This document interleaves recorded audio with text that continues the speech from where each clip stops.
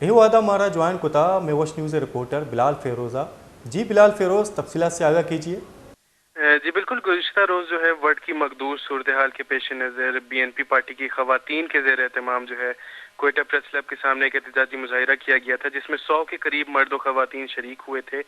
यहाँ ये बात काबिल ज़िक्र है कि महकमा दाखिला की जानिब से क्वेटा की अहम शाहराहों पर सियासी जलूस और जुलूसों पर जो है दफ़ा 144 आयद की गई थी, और इसी तनाजुर में डिप्टी कमिश्नर ने भी बलूचिस्तान नेशनल पार्टी के ज़िले सदर को एक ख़त भी अरसाल किया था, जिसका मतन था कि सिक्योरिटी खदशात के पेश नज़र दफ़ा 144 नाफिज है, लिहाजा आप एहतजाज ना करें।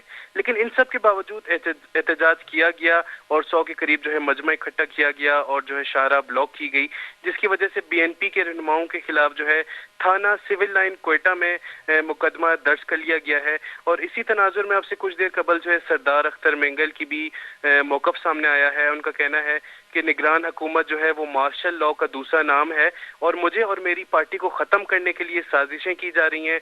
और उनका मजीद सवाल था कि मैं इंसाफ के लिए कहाँ जाऊँ। जी बहुत बहुत शुक्रिया बिलाल फेरोज़, तफसीलात से आगाह करने के लिए।